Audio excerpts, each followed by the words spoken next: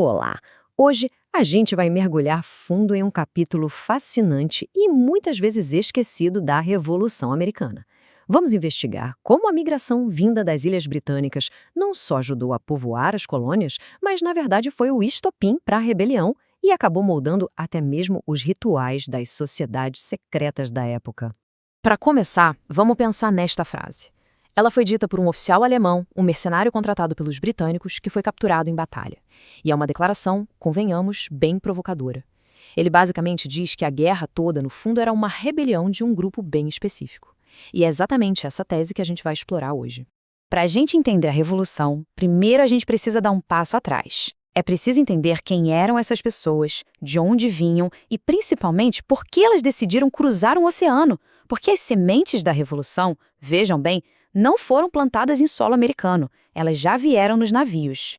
Basicamente, a gente pode pensar em três grandes grupos que vieram das Ilhas Britânicas, cada um com seus próprios motivos. Os ingleses, por exemplo, buscavam mais oportunidades e também liberdade para praticar sua fé puritana. Já os escoceses fugiam de uma pobreza extrema e da repressão política que veio depois de várias rebeliões fracassadas. E, por fim, os escoceses irlandeses. Esses fugiam de uma combinação terrível de exploração econômica e muita discriminação religiosa. E essa migração não foi um fluxo contínuo, sabe? Foram ondas bem distintas. E a onda mais importante para nossa análise é, sem dúvida, a dos escoceses irlandeses. Estamos falando de cerca de 250 mil pessoas que chegaram bem às vésperas da Revolução. Ou seja, foi uma injeção massiva de gente que já chegava profundamente descontente com o governo britânico. E aqui está o ponto crucial. Essas pessoas não chegaram de alma lavada, prontas para começar do zero. Elas traziam uma bagagem bem pesada de ressentimento, memórias de perseguição, aluguéis absurdos, falta de voz política, tudo isso gerou uma desconfiança profunda em relação a qualquer autoridade britânica, muito antes de se falar em imposto sobre o chá ou qualquer outra coisa.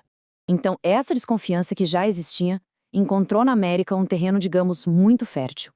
Quando a Grã-Bretanha começou a impor novas taxas e mais controle, para esses colonos, não era uma política nova. Era a continuação da mesmíssima opressão da qual eles tinham tentado escapar. Foi a faísca que faltava para transformar aquele ressentimento antigo em uma rebelião aberta. E no campo de batalha, o impacto foi imenso. Os escoceses irlandeses, em especial, se tornaram a espinha dorsal do exército revolucionário. Algumas estimativas sugerem que nos momentos mais críticos da guerra, eles compunham quase metade do exército continental.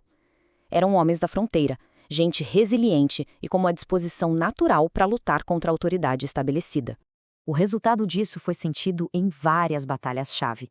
Mas talvez o melhor exemplo dessa contribuição decisiva tenha acontecido num confronto lá nas colinas da Carolina do Sul, um lugar chamado Kings Mountain.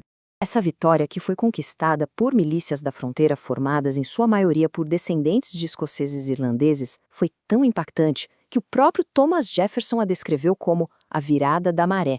Percebe a importância?